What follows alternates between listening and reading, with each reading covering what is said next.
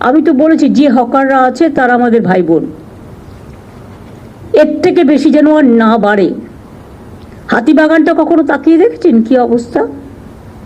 গড়িয়াহাটে আপনারা স্টল দিয়েছেন, ভালো কথা, কিন্তু স্টলের পেছনটা আবার কিন্তু তিপ্পল লাগিয়েছে কালো লাল। সেই জন্য এমন কিছু সিস্টেম করতে হবে যাতে ওটা দেখতে ভালো লাগে। আমি পরশুদিন আসছিলাম ওয়েবেলের কাজ দিয়ে, দেখলাম কত দোকান বসে গেছে, সব আউটসাইডার কিনে খাচ্ছে, বাড়ির সামনে পাচ্ছে, এটা ভালো, কিন্তু দেখতে কি ভালো লাগছে? ডার্টি করে রেখে দিয়েছে জায়গাটা। কেন একটা খাওয়ার জন্য একটা নতুন জোন করছেন না আপনারা? যে জোন আপনার শহরকে ডিস্টার্ব করবে না, মানুষকে ডিস্টার্ব করবে না। বৃদ্ধ বৃদ্ধা থাকেন, ভাড়া নিয়েছে তার কাছ থেকে, ভাড়া নেবার পর পারমিশন নেই, উইদাউট পারমিশনে 3 তলা 4 তলা 5 তলা তুলেই যাচ্ছে। কেন তাদের অ্যারেস্ট করছেন না? কেন ভেঙে দিচ্ছেন না? 2-1টাকে অ্যারেস্ট তো করুন, 2-1টা ভাঙুন। আমি বলবো স্টার্ট ফ্রম মাই হাউস। কেন আমি ইলিগাল জিনিসকে আমি অ্যালাউ করবো? যেই হোক, কোনো এমএলএ এমপি মিনিস্টার থেকে শুরু করে পুলিশ অফিসার, জেলা এসডিও ডিএম থেকে শুরু করে আইসি থেকে শুরু করে, কারো কারো অভ্যাস হয়ে গেছে আইসি হলে যতটা পারি ইনকাম করে নি, এসডিও হলে একটা সঞ্চয় করে নি, ডিএম যে কদিন থাকবো সঞ্চয় করে নি দেশে পাঠিয়ে দিই। এগুলো অনেক হয়েছে, আর করবেন না প্লিজ। এবার কিন্তু বড্ড চোখে লাগছে।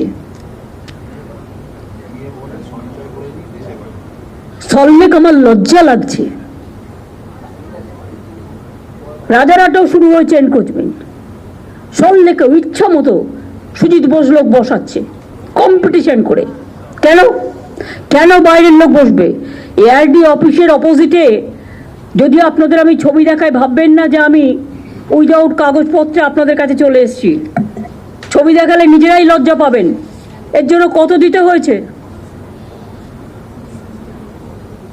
একদম পুরো এআরডি অফিসের সামনে সব এনক্রোচমেন্ট হয়ে গেছে। একটা করে তিপ্পল লাগাচ্ছে, একটা করে বসে হচ্ছে, একটা করে তিপ্পল লাগাচ্ছে, একটা করে বসে পড়ছে। কেন? ওয়াই?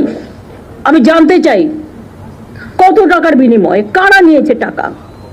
কেন সল্টলেক কর্পোরেশনের কাউন্সিলররা কাজ করে না? তারা তো ইলেক্টেড বডি, কেন কাজ করে না আমি জিজ্ঞেস করছি। রাস্তা ঝাড় দেয় না, এবার কি আমাকে রাস্তা ঝাড় দিতে যেতে হবে? শুধু কি ওপরের দিকে তাকালেই হবে? নিচের দিকে তাকাতে হবে না? এলাকার লাইট দেখে না, রোড দেখে না, জল দেখে না, মানুষের প্রবলেম দেখে না? এই শহরটাকে আমি এত সুন্দর করে বানিয়ে দিয়েছি।